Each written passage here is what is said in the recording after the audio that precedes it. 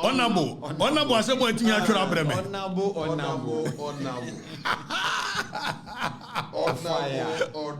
Honorable, did you be them? Mary Diabo be at you. A go Vincent. A Marco. Aye, says why no fanboy of parliament. A call lawyer.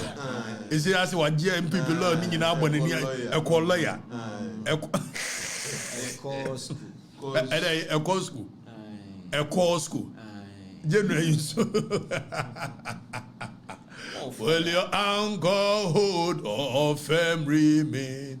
We have an anchor that keeps the soul steadfast and sure was the billows roll, fast into the rock which cannot move, grounded firm and deep in the Savior's love. So I said, I know me Pia Cresiali tomb. I honorable Sampiali. His Excellence me Pia tomb. I've been as a case to oh, brother, my why say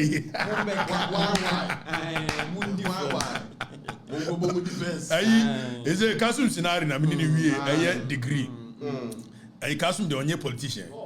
And he may train me John Dumalu. Say John Dumalu, I'm a cat.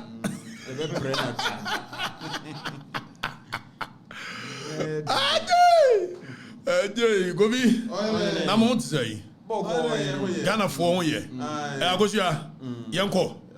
Ghana for no o say mpintin.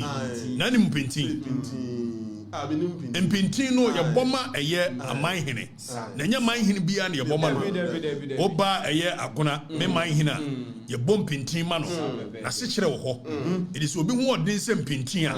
Na na mpintin na se me hwese aman hene fo no wo mo bom mpintin ni ade ne nyamu nyina na ye bom mpintin ni machi. Flowers for nkan. Flowers for nkan. Na flowers for what's the flower out? Ajay na ayi denchira ani agona twaka ho na eno no aye komfo no che aye ko feyi ase na anoche komfo wo ye no agona manhene ne wo ba na ban edi na chi wo bo me na chene so eno na se kire ho obi na yanka ento manfo ni tirim se akanfo nyina ya de baako tie de make yi amema mo say education deck akanfo nyina de baako agosua tie nie obi ye kani wo aya rabra obi ye kani wo fantemam obi ye kani wo ye bono obi ye kani wo jamai ahafo ni nyina de baako na ye de politics ba ye no ana wo maya so mo betitim na ye communist inferior tactic it wa hwa we no wo mo yese ene ye the other Akans versus Asante. Anya sa wa mo bua bibia sa ni ho eti fantini nua ne santini na santini nua ne jamai bunu ni nua ne na ka eda na adoma hin wote doma do ho a o na ni nua ne agogo anya ni nua ne agogo man hin ye ni nua eti agogofo na wo ho ni nyina o mu nua ne doma hin na se kire ne se eda na adoma hin ti do ho a na ni nua ne asomanyafo edientia eda na doma hin ti do ho a what do ho na ni nua ne akwamu hin wo top ha ya doma hin nua no wadwene ho da ade na o se ni nua eye moja evise o mu nyina ya aduanafo eti first na gosua na ka ba ware a aduanani ni aduanani nware tianio evise so obi ya wrawra yokuni wo wrawra mimi nua no eye moja ba ko ni ye funu ba ko na wo ayukufo nyina na ayukufo no kra de wo mo ne ekona efrade ba ko eti ye wo adako ene kona eti so ye kona ni menua no na eye funu ba ko mo na mu pai miensa the entire pie me and son said, a corner for no macraboa, and the year core and woman and tree. Tenio, when you a bit of history, number and then Yadiano, my Munchian, why? I come phoning in Adebaco, to when ya and Yadiano Quano, a quite be a fast so I see you Muya to Tiano, this against that, yes, a quambis in Yajai. I come phoning in a Fantifon in Adebaco, is a man Adebaco, Nina come phoning in all over Ghana, Adebaco. I denture for ya. Kom ke ho Omo nyina. Eti wo ye ni ade no eko na no. Wo makra boa ne ko. Ana wo mo ye ne yekɔ yesi me anweko na ye no ye so de nti ayekofo yesi ye pento kwa ne se ye hunters by nature ni akɔ nwura mu aba ni akɔ kum ye ɛko aba wo se da bia ma anwe wo ma anwe de ne sei ye gya ne suo na gya hɔ etie ne ye ɔmo da ho ma ade akyi ye no ye kɔ ye ayekɔbɔ ama ne se ne enka tete so ayi ni hɔ ni ye kɔ ne se mo no amokɔ he ma mo nkɔ yo se ye bɛwe Womore ko ni wie ni etwa wo masunti obi a oye yokoni bia no edi ne nya oyokoni eye awekoni na corruption of phonetics language corruption ana awekofo abeye ayokofo enye ayokofo awekofo na omo da ho ma de achi ni etwa wo masusu omo so nko no adako abusua no etu obi ye ko na ni wo ye yokoni wo ye adako ni eye ade baako sa na obi ye aduanani e wodoma no ye aduanani ewo aidenkyira wo ye aduanani wo fantemam wo mo nyina mogya baako na nam omumu edi first no obi ye aduanani wo denkyira ukofa no ba ye ma anware no se aduanani hye ma mo nware ene mra nkyere ma ba wa mu nsua wo nyina da ti yuko ne yuko aware mogya o mogya baako na omo de politics na ba no omo titi mu nkrom ti akwa se doma ata asante na asante tan doma ba ye ni bibia e fra ne doma etina fa asante ahenie no kura na edi animu a eba no twumantwi kobia mamfi woti akante obiri abo a wo mo nyina na omo ya ayeko hene etina doma ahene di doma ahene enso wo se me ye aduana piesi adan wo di kuro doma so na stela no wo peso wo press wo ye aduana bi se aduana ne ya busua kakraka Demi kari say asachiri obi asachiri ni ewo fante obi asachiri ni wodoma obi asachiri ni asachiri ewo denkyira ni nua ni asachiri fo mu waka mamu nyina moja baako wo mo de politics die mu etimi mitie yi aduana na yiko na wo mie tie ni o eti se me papa ya aduana ni a me du doma himfie se ma baabi da if se papa na di hene wo ho tie de me kai me duru agogo a betimi atena na ogoma hene metimi akwa sapo metimi akotena na so winsi if some papa no na ne fa bia ya de ne no politics ni ade attitude na medru na agogo man hene medru akomu man hene medru na nimu a enam se me ya aduana ni ba ne ntino metimi tena na so adije me adwodwo me ho if se aduana na wo mia na ya no metena mesen so metimi mesen so eti yanya ne yan kai ho if say you free to atempo wo mo the politics ni divide no mo share the rule yeba yanka ye ho why aduana fo nyina ye nipa baako eti busa wo no ne busa na wo ma me say ye bonton bai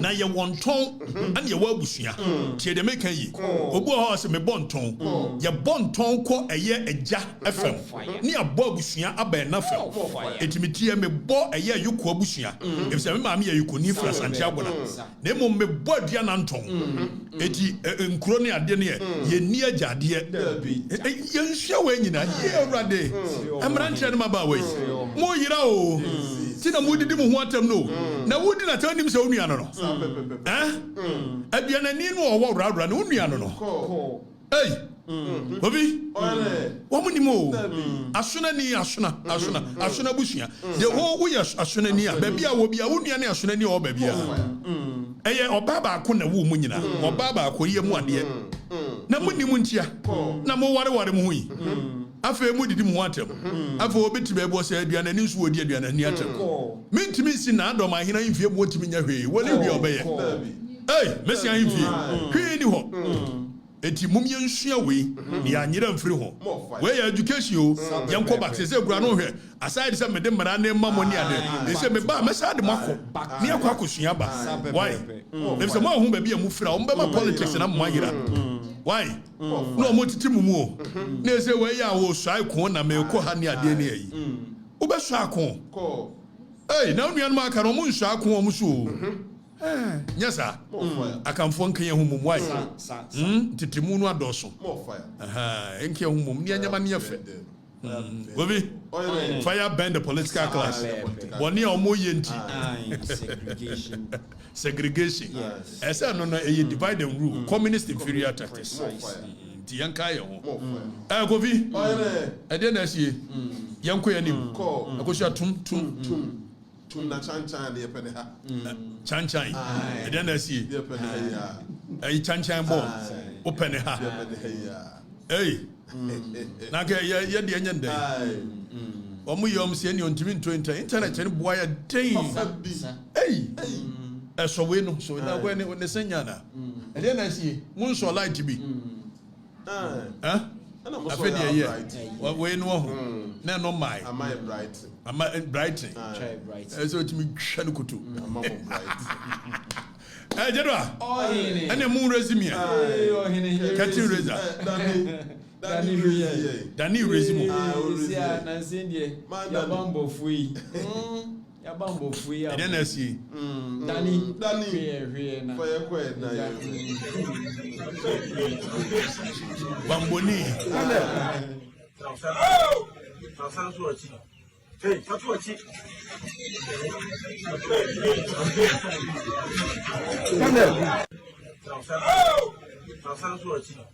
Hey, fatu achi.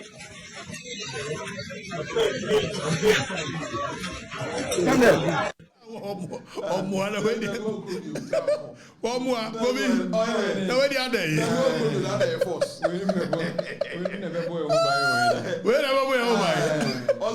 We protocol nkola ngwa. Na Asante wa ile na letwa.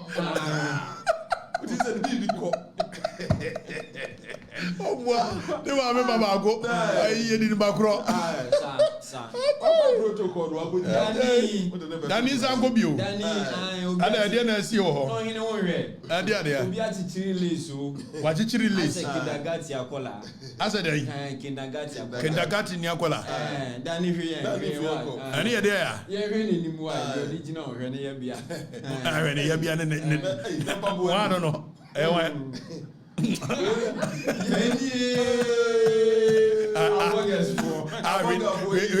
We ni pa mun se sa we se de ni tri ayi round oni kon oni we je ni shoeless eni shoe adani fa ni shoe ba me hwe mi Dani biem kolam Dani biem asiato very nice ahwe de ka ki trousers nega ki na so de ope papa Mujiri presuri yangu ya ni na mara doso. We have an uncle da. Yamfo kuja to ayi no enhyase. Na enanu yebedi nkomo ni bebre. Govi. Ena nkomo yebedi ni baako. Efa eye okuja trouble like honorable minister for foreign affairs and I use my foreign affairs. It looks like he's still in a campaign mode.